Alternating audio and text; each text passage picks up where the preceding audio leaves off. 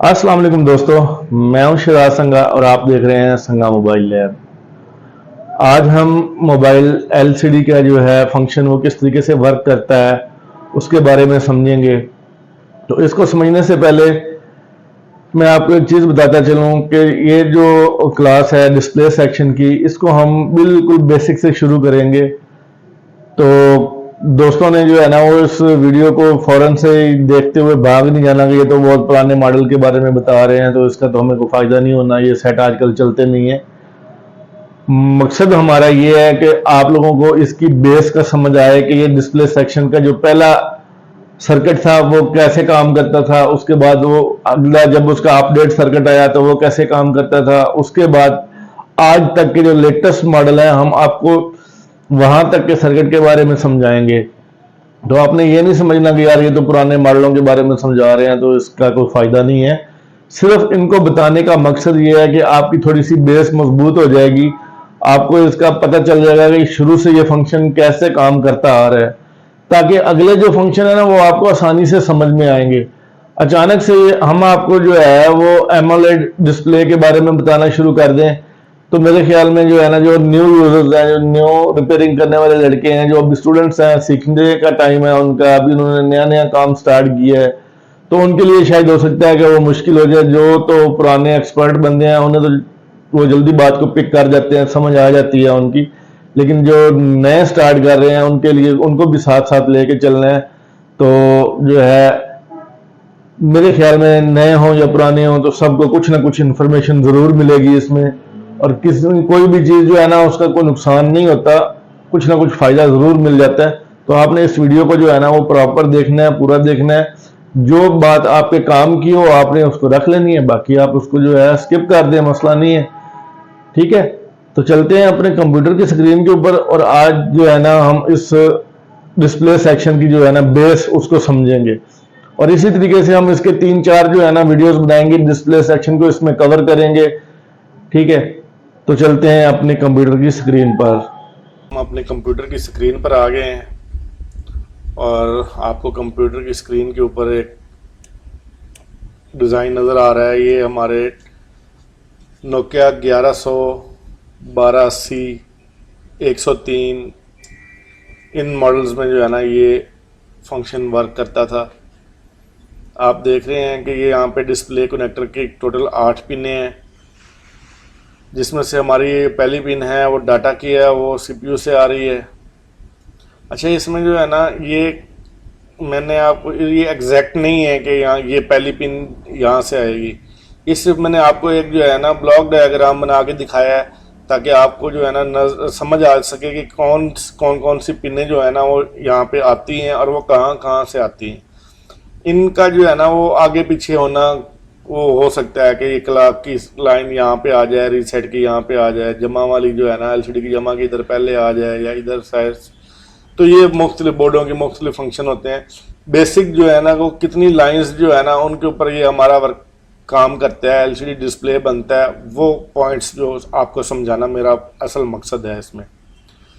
तो इसमें सीपीयू से ना हमारे 3 पॉइंट्स जो है ना 3 लाइंस निकलती हैं जो हमारे इस डिस्प्ले कनेक्टर में आती हैं। एक डाटा की लाइन होती है, दूसरी क्लॉक की लाइन होती है, और तीसरी जो होती है ना वो रीसेट की लाइन होती है।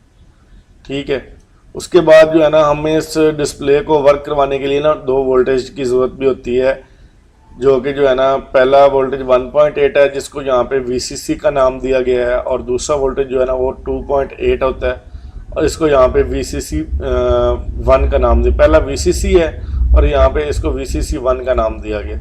ठीक हो गया। ये 2 वोल्टेज जो है ना ये हमें बिल्कुल ज़रूरी है हमारे इस लाइट के फंक्शन को काम करवाने के लिए। ठीक है, और इसमें एक पिन जो है ना वो हमारी ग्राउंड है, और बाकी जो 2 पिन है ना वो हमारी जो एलसीडी की लाइट है ना, जो एलसीडी के अंदर लाइट लगी होती है उसका एक जमा वाली साइड है, पॉजिटिव लाइन है, और एक उसकी नेगेटिव लाइन है। ठीक है, तो ये टोटल 8 पिन हैं जो मिल के जो है ना हमारे इस डिस्प्ले को वर्क करवाएंगी। 3 ग्राफिक के लिए, और ये 2 वोल्टेज जो है ना इस डिस्प्ले के ग्राफिक को बनाने के लिए, और ये जो है ना अपना जो एलईडी ड्राइवर से 2 पॉइंट आ रहे हैं, ये एलसीडी का पॉजिटिव और एलसीडी का जो नेगेटिव पिन है ना, ये ज़रूरी है कि एलसीडी की लाइट को जलाने के लिए आपको पता है कि अगर नेगेटिव पॉजिटिव के जो वोल्टेज है वो पॉजिटिव वाली लाइन से वोल्टेज जाते हैं और नेगेटिव उसको वैसे चाहिए होता है, ठीक है। तो नहीं मिलेंगे तो हमारी लाइट जो है ना वो नहीं जलेगी और इस तरीके से हमारा जो है ना वो बैक लाइट जो है वो डिस्प्ले में नहीं आएगी। तो ये 8 पिनें बहुत ज़्यादा ज़रूरी हैं हमारे डिस्प्ले को वर्क करवाने के लिए। तो दोस्तों आपने ये नहीं समझना कि यार ये कौन से फ़ोनों को उठा के बैठ गए हैं। बेसिक मकसद जो था ना हमारा वो ये है कि आपको ये पता चले कि हमारे डिस्प्ले किस किस तरीके से अपडेट हुआ और इसमें पहले जो है ना वो कौन सी जो है लाइंस की ज़रूरत पड़ती थी, कौन कौन से पॉइंट इसमें होते थे, अब नेक्स्ट आगे कौन सा पॉइंट आया, अपडेट होते तक ये बहुत सारी चेंजेस इसमें जो है ना वो हुई होंगी, आगे आप देखेंगे, ठीक है। तो बेसिक आपको बुनियाद जो है ना वो समझानी है। जिस तरीके से मतलब जो है ना बंदे को अगर गिनती नहीं आती है ना तो वो आगे रियाजी में मिच्योर नहीं हो सकता है, ठीक है। अगर इंग्लिश की ABCD नहीं आती होगी तो आप इंग्लिश कैसे बोल पाएंगे। तो इस तरीके से अगर आपको ये बुनियादी फंक्शन का ही नहीं पता होगा तो आप आगे वाले फंक्शन में अटक जाएंगे, मसला आएगा आपके लिए। तो आपको समझाने के लिए सिर्फ जो है ना ये फंक्शन जो है ना आपने समझ लिया होगा कि ये 2 वोल्टेज PMIC से हमें मिलने ज़रूरी होते हैं, CPU से हमें रीसेट क्लॉक और डाटा की लाइन जो है वो मिलना ज़रूरी है, और उसके बाद जो है ना ये हमें LCD का नेगेटिव और पॉजिटिव पॉइंट जो है ना वो मिलना ज़रूरी है, और एक पिन जो है ना हमारी इधर ग्राउंड की होती है, ठीक हो गया। तो अब हम देखते हैं कि इसके जो आगे का सर्किट आया ना, इससे अपडेट जो सर्किट आया वो कैसे वर्क करता है, वो मैं आपको दिखाता हूँ। इसके बाद जो आगे आया ना वो हमारा जो है नोकिया का मॉडल्स जो आए थे कलर LCD में 1208 और 1209, मैंने उनका ये डायग्राम जो है ना वो सामने ब्लॉक डायग्राम बनाया है, तो आप देख सकते हैं इसको गौर से कि इसमें जो है ना टोटल 10 पिन हैं, ठीक है। 3 वही सेम जो पीछे CPU से मिल रही थी, डाटा क्लॉक रीसेट, एक नई जो है ना वो लाइन, एक नई सप्लाई जो है वो हमें मिली LCD CSX chip selection input, ठीक है। तो ये भी हमें CPU से मिली, और उसके बाद एक ग्राउंड थी वो ऑलरेडी पहले से थी। अच्छा, अब यहाँ पे आपने देखना है PMIC से 2 वोल्टेज मिल रहे हैं 1.8 और 2.8, लेकिन आपने ये देखना है कि यहाँ पे इनके नाम चेंज हैं। बस यहाँ पे आपने ये नहीं घबरा जाना कि यार पहले तो VCC लिखा हुआ था, अभी ये क्या सीन है। ये नाम मुख्तलिफ जो है ना टाइम पे चेंज होते रहते हैं, मुख्तलिफ कंपनियां जो डिज़ाइन बनाती हैं वो अपने अपने हिसाब से नाम को चेंज करते रहते हैं, लेकिन आपने इनकी बेसिक फंडे को समझना है कि हाँ भाई यहाँ पे वोल्टेज 2 मिलने चाहिए, 1.8 और 2.8, नाम जो भी हो उससे मसला नहीं है। मेन चीज़ है कि यहाँ पे 2 अगर वोल्टेज आपको मिल गए हैं तो बस आपका PMI से जो लाइन है ना वो क्लियर है, आपको अगली टेंशन लेने की ज़रूरत नहीं है, ठीक है। उसके बाद एक पिन जो होगी वो NC होगी, नो कनेक्शन होगी, और फिर से वो 2 पिनें जो है ना वही वाली जो है ना, एक LCD की पॉजिटिव लाइन और एक LCD की नेगेटिव लाइन जो है ना, LCD की लाइट जो है उसकी जो पॉजिटिव लाइन और नेगेटिव लाइन, ठीक हो गया दोस्तों। ये जो है ना ये 10 पिनों का टोटल कनेक्टर है, और यहाँ पर जो है ना हमारा डिस्प्ले जो है ना वो कलर हो गया था। इस सर्किट के अंदर हमारा जो डिस्प्ले था ना वो हमें, हमारी जो LCD के ऊपर डिस्प्ले था ना वो हमें कलर मिलता था, ठीक है। अब इसके आगे जो फंक्शन आया ना, जो आगे नया सर्किट आया ना, वो मैं आपको समझाता हूँ कि वो क्या है। उसमें जो है ना हमें LCD कलर तो मिली, लेकिन साथ में हम उसमें जो है ना वो वीडियोस भी देख सकते थे, ठीक है। मीडिया मैसेज हम सेंड कर सकते थे, हमारे मतलब जो है ना हम 3GP वीडियोस जो है ना इसके अंदर हम चला के जो है ना तो हम देखते थे। तो वो फंक्शन था नोकिया के जो आगे लेटेस्ट मॉडल आए उनमें Symbian फ़ोन आए, ठीक है। तो इनमें ये देख लें टोटल 24 पिन का ये जो कनेक्टर होता है ना, ये टोटल 24 पिन का कनेक्टर होता था, ठीक है। और इसमें ये देख लें वो डाटा की लाइन जो CPU से आती थी वहाँ पे एक लाइन थी, यहाँ पे देख लें डाटा 0 1 2 3 4 5 6 7 टोटल 8 पिन डाटा की दे दी। जाहिर सी बात है डिस्प्ले के ऊपर जब अब मल्टीमीडिया चलना है तो उसके लिए जो है ना अच्छे ग्राफिक्स की ज़रूरत होगी, और डाटा की लाइनें ज़्यादा कर दी उन्होंने। क्लॉक और रीसेट की लाइन पहले से थी, यहाँ पे भी वही क्लॉक और रीसेट की लाइन है, ठीक है। उसके बाद ये 4 जो है ना RD CD WR और CS, ठीक है, ये हमारी जो है ना ID की लाइनें होती हैं जो CPU को ज़रूरत होती है कि हाँ भाई LCD के अंदर से जो फंक्शंस है ना उनकी ID की ये लाइनें हैं, ठीक है। तो उसके बाद जो है ना आप देखते हैं कि वोल्टेज हमारे वो देख लें, आप गौर से देखेंगे ना तो यहाँ पे भी वही 1.8 और 2.8 वोल्टेज है, और नाम सिर्फ चेंज है, और कुछ भी नहीं है। नाम चेंज कर दिया VDD और VDD1, ठीक है। तो ये देखें यहाँ पे वोल्टेज वही है, सेम वोल्टेज है। GND भी है, आपको ये देख रहे हैं यहाँ पे, आप एक पिन GND की है। यहाँ पे बस अब क्या है कि ग्राउंड की पिनें 2 हो गई हैं, क्योंकि पिनें ज़्यादा हो गई हैं, तो इसमें जो है ना फिर ग्राउंड की पिनें भी, और ये 4 पिनें जो है ना उन्होंने NC कर दी हैं। और ये VDD1 लग गई 1.8 और 2.8, और LCD के वो नेगेटिव और पॉजिटिव की पिनें जो है ना वो भी यहाँ पे मतलब कनेक्ट होना ज़रूरी है।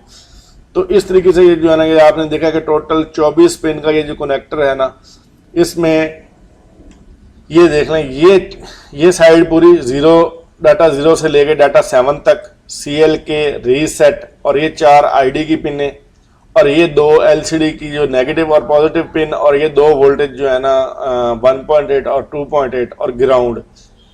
ये यहाँ पे आपने चेक कर लेने हैं कि हाँ भाई वोल्टेज मिल रहे हैं। LCD की जो है ना वो लाइन बिल्कुल ओके है। LCD की जमा जो लाइट के अंदर जो पॉजिटिव पॉइंट है वहां से लेकर यहाँ तक जो है ना वो लाइन बिल्कुल ओके है। ग्राउंड की लाइन उसकी बिल्कुल ओके है, ठीक है। यहाँ पे जो ग्राउंड के कनेक्टर का ग्राउंड है वो ओके है। और ये डाटा की जो है ना लाइनें और ये सारी चीज़ें आपने इनकी वैल्यू चेक कर लेनी है, ठीक है। और अगर ये सारी चीज़ें मिल रही हैं तो आपकी 100% जो है ना डिस्प्ले वो वर्क करेगा, ठीक है। उसमें कोई भी अगर लाइट नहीं आ रही तो आपने ये जमा और नफ़ी की लाइन को चेक करना है कि यहाँ पे क्या वोल्टेज मिल रहे हैं लाइट को जलाने के लिए, या इसकी लाइन ओके है। अगर ग्राफिक नहीं बन रहा तो आपने ये देखना है कि PMIC से ये जो 1.8 वोल्टेज मिलने चाहिए ग्राफिक बनाने के लिए वो मिल रहे हैं या नहीं मिल रहे, ठीक है। 2.8 वोल्टेज मिल रहे हैं या नहीं मिल रहे। उसके बाद आपने देखना है कि ये जो डाटा की लाइनें हैं ये ओपन तो नहीं होगी रास्ते में, क्योंकि इनके ना रास्ते में बहुत सारी चीज़ें लग के आती हैं, ठीक है।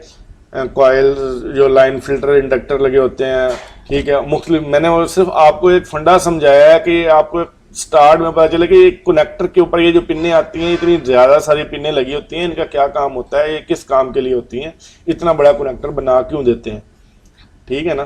तो ये चीज़ देखने वाली होती है। अगर आपको इसमें अगर कोई चीज़ की समझ नहीं आई तो आप ना इसको कमेंट्स में पूछ सकते हैं। मैं इंशाल्लाह अपना जो है ना इसकी डिस्क्रिप्शन में अपना नंबर भी दे दूंगा, तो अगर आप किसी दोस्त को अगर समझ नहीं आती किसी चीज़ की तो वो मुझसे पूछ सकता है। मैं उसको इंशाल्लाह पूरा गाइड करूंगा, जितना मुझे पता है मैं उसको सारा गाइड करने के लिए तैयार हूँ। अगर आप सीखने के लिए तैयार हैं तो मैं इंशाल्लाह सिखाने के लिए तैयार हूँ। मैं खुद समझ लें कि आज तक एक स्टूडेंट ही हूँ और रोज़ कुछ ना कुछ सीखता हूँ, ठीक है। और मेरी ये कोशिश है कि जो मैं सीखूँ वो मैं अपने दोस्तों को भी सिखा दूँ, ताकि मेरा मानना है कि नॉलेज जो है ना वो शेयर करने से बढ़ता है, कम नहीं होता।